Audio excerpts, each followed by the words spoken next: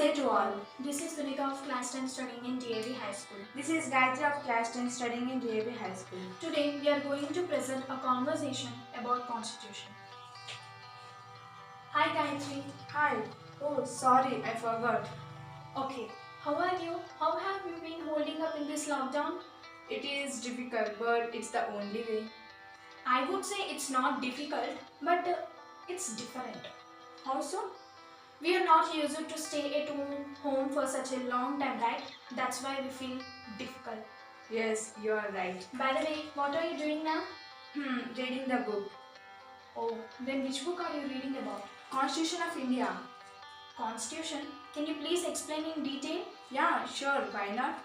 A constitution is a set of rules about how the country is governed and how the laws are made or changed, what was the responsibility of the citizen, and what was the role of the government should be played in this constitution.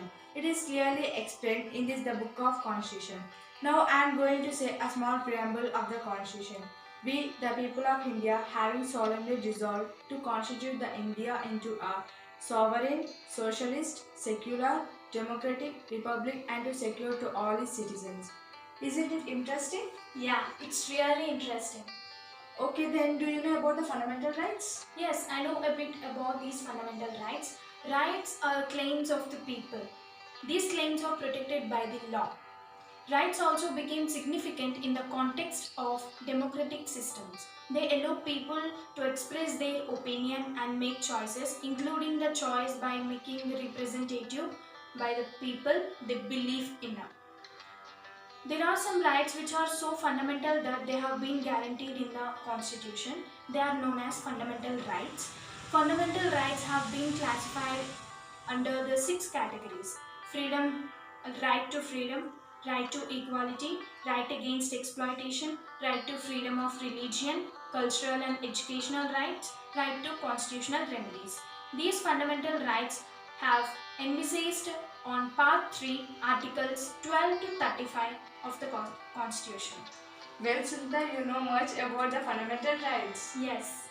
Okay, let's see into the book. Here, firstly they mention about the right to freedom. It is the freedom of the personal or the particular person. It is the freedom to move freely. It is the freedom or to have a shelter in the territory of the India. But there are some restrictions in the state of emergency. Now, I am going to say about next right is. Wait. Let me guess the next fundamental right. Right to equality? Yes, you are right. Okay then. Can I also have a look at this book? Okay, yeah, sure. Thank you. So the next fundamental right which is mentioned in this book is right to equality, which belongs to the House of Constitution. Its role is to give everyone equal protection of law, social equality, equality of opportunities, abolition of untouchability, abolition of title, etc. In this right, everyone is treated equally. By the way, Gayatri, I think you know the next fundamental right. What? Yeah, the right which protects their culture and... Oh, I got it. It is the right of education and culture. It says that every person or every particular thing should have educated in a big institutions or the colleges. It gives a equal right to the minority people and the poor people to study in a large schools.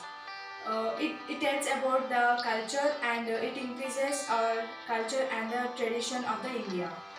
Okay Gayatri, thank you so much for letting me know about these important things. I have to go now. Please don't mind.